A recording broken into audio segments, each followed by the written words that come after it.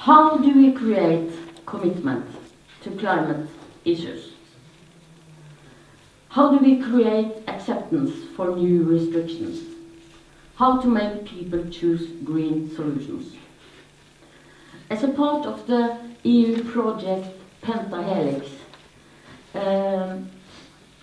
we have worked with tools for climate communication, how to make plans that communicate, because we all know that we want to reach out with our message. We want change. So today we will learn and hear about keys for effective climate communication. We will have knowledge about the psychology and understanding the difference between target groups. That's very important because we are so different and there are so many different target groups that you have to communicate with. And I hope today will give you a lot of inspiration and that we can have fun together. And I think, don't be afraid to ask, talk to the person beside you, and I think we should have a good energy in the room. Okay? Okay. Yeah. I will show you one of my favorite figures. And I will talk a little bit about the challenges for climate communication and that we are human. How can we get people to change their habits, to change their behavior? We can think, if you have enough knowledge, okay, I know about this, and I really want to change, but I haven't the opportunity. That's the most easiest thing to say. I can't do it. Or we can say, I really have the opportunity, or those persons don't say it, but we have the opportunity, but they don't want to. So how shall we reach people? Where shall we really pressure when we talk about climate communication? If people have the opportunity, the municipality has organized for bicycling, but we don't get people to want to do it. So I think we can say it's all about people and it's all about getting new habits and change their behavior. That's difficult.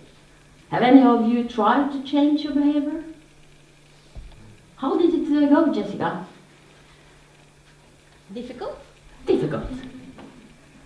I also tried. I tried to get less of me. That's very difficult. And I have to admit that I smoke a little, too much, sometimes every day. I try to change, but it's difficult. I know that it's very dangerous to smoke, really. And I really want to quit. And I really have the opportunity. So why do I do it? I don't know. Maybe we will learn something about it today, and maybe I will quit after today.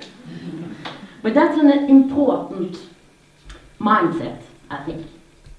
I believe that in the society, in the municipalities, I think we have had an overconfidence in information.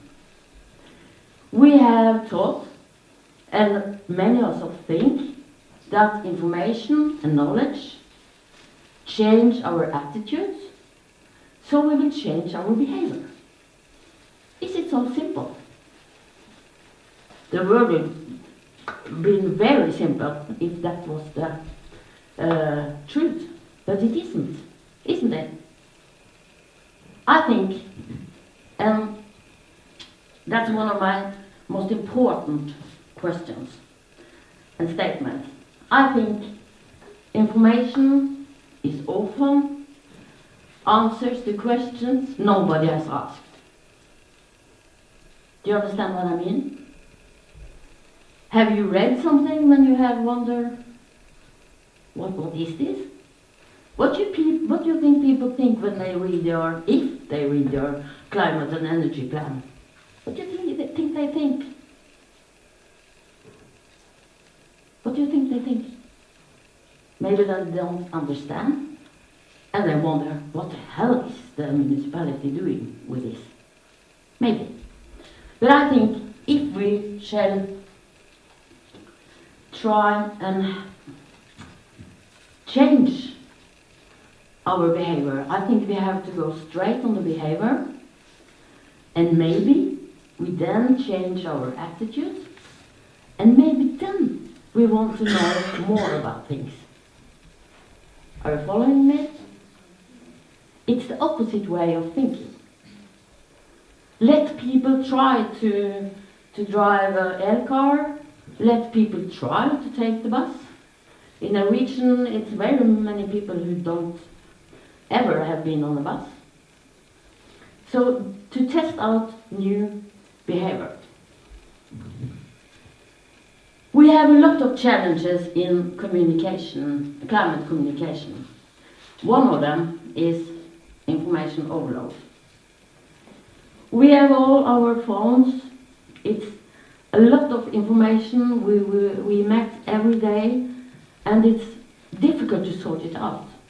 And we have science who really says climate change is serious, if we have to do something. And we have also the opposites, who say, no, that, as PentaHelix said, we have a president who says it's not human created.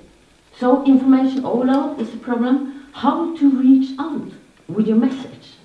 How to reach the people you want to reach? That's a big challenge. One other challenge is that climate change, it doesn't smell. You can't see it. I think it's been different if you and your partner were in bed and the climate change jumped into your bed and bit you in your nose. Then maybe we would act. But it's invisible. So that's also one of the big challenges in communication. Another one, maybe this summer have changed it, but I think this is far away. It's on the other side of the world. This is from Bangladesh, sea level increase.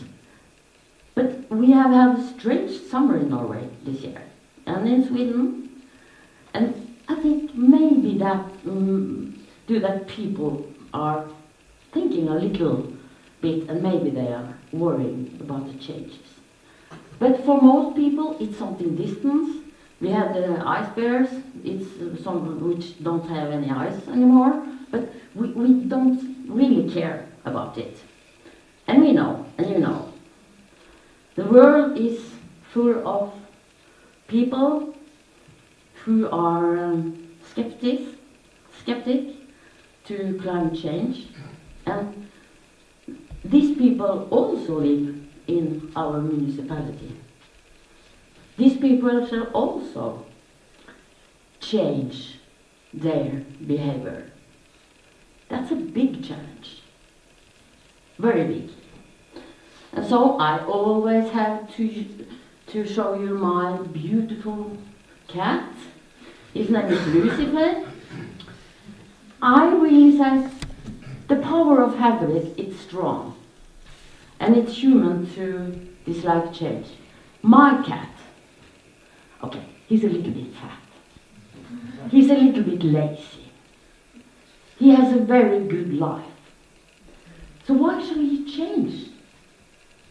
Why change behavior when you have a very good life? I think my cat is similar to a lot of Norwegians, maybe Swedish too.